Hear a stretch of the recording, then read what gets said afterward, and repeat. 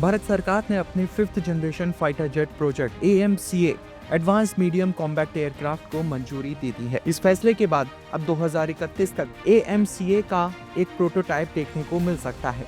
ये भारत के लिए एक ऐतिहासिक और रणनीतिक कदम है, क्योंकि इस बार सिर्फ सरकारी संस्थानों को ही नहीं बल्कि प्राइवेट कंपनियों को भी इस प्रोजेक्ट में भाग लेने का मौका दिया गया है। केंद्र सरकार ने साफ कहा है, कोई भी सरकारी या निजी भारतीय कंपनी इस प्रोजेक्ट के लिए अपना प्रस्ताव सरकार को भेज सकती है और जिस कंपनी का प्रस्ताव तकनीकी और रणनीतिक रूप से सबसे बेहतर होगा उसे ये प्रोजेक्ट सौंपा जाएगा। इस निर्णय से ये संभावना बनती है कि भारत में एक जॉइंट वेंचर के तहत कोई विदेशी और भारतीय कंपनी मिलकर AMCA को डिजाइन और निर्माण कर सकती है।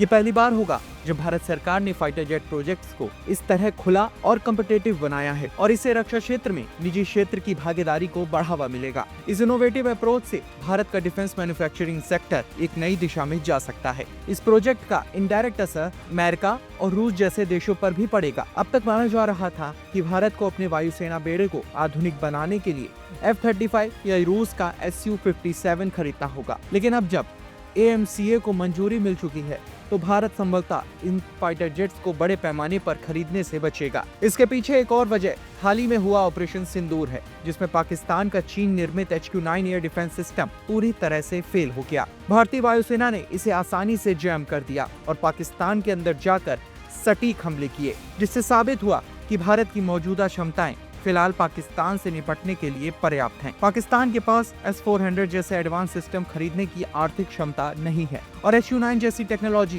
पहले ही फेल हो चुकी है। ऐसे में भारत को अब अत्याधुनिक विदेशी फाइटर जेट खरीदने की कोई तत्काल आवश्यकता नहीं है। इसके बजाय देश अब अपने स्वयं के 5वीं पीढ़ी के लड़ाकू विमान पर ध्यान केंद्रित कर रहा है। यह आत्मनिर्भर भारत के दृष्टिकोण से एक बड़ा और साहसिक कदम है। हालांकि ये एक अहम मुद्दा अभी भी बना हुआ है, वो है फाइटर जेट का इंजन। भारत के 4.5 जनरेशन फाइटर जेट तेजस के लिए भी अभी तक घरेलू इंजन नहीं बन पाया है। कावेरी इंजन प्रोजेक्ट लंबे समय से अधर में है। इसके पीछे मुख्य समस्या मेटलर्जी यानी धातु विज्ञान से जुड़ी तकनीकी समस्याएं हैं। अमेरिका, चीन और रूस जैसे देशों के पास पहले से ही अपने अपने फाइटर जेट इंजन हैं, जो उन्हें आत्मनिर्भर बनाते हैं। भारत को भी इस दिशा में तेजी से काम करना होगा, नहीं तो AMCA की उत्पादन क्षमता सीमित रह जाएगी। भारत सरकार ने AMCA के लिए लगभग 15,000 करोड़ रुपए, करीब $1.8 बिलियन की राशि स्वीकृत की है। अब ये देखना होगा कि क्या बोइंग, लॉकहीड मार्टिन जैसी विदेशी कंपनियां भी इस प्रोजेक्ट में अपनी भागीदारी दिखाती हैं या नहीं। आने वाले समय में इस प्रोजेक्ट से जुड़ी कई जानकारियां सामने आ सकती हैं, जो भारत के डिफेंस सेक्टर के लिए एक क्रांतिकारी बदलाव ला सकती हैं। साथ ही भारत के पास 6ठी पीढ़ी के फाइटर जेट विकसित करने के लिए भी कई विकल्प हैं। जापान पहले ही भारत को प्रस्ताव दे चुका है कि वह चीन के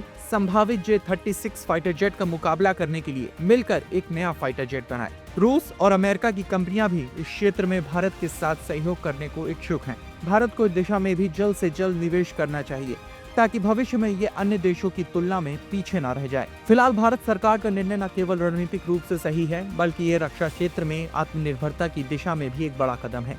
विदेशी फाइटर जेट्स की भारी कीमत चुकाने की बजाय अब भारत खुद पर विश्वास दिखा रहा है और यही आत्मनिर्भर भारत की असली पहचान है। जैसे जैसे AMCA और अन्य परियोजनाएं आगे बढ़ेगी, देश की सुरक्षा क्षमताएं और अधिक सशक्त हो जाएंगी। इस तरह की और वीडियोस देखने के लिए हमारे YouTube चैनल को सब्सक्राइब करें, बेल आइकन दबाना ना भूलें। यदि आप हमारा ये वीडियो Facebook पर देख रहे हैं तो पेज को लाइक और फॉलो जरूर करें।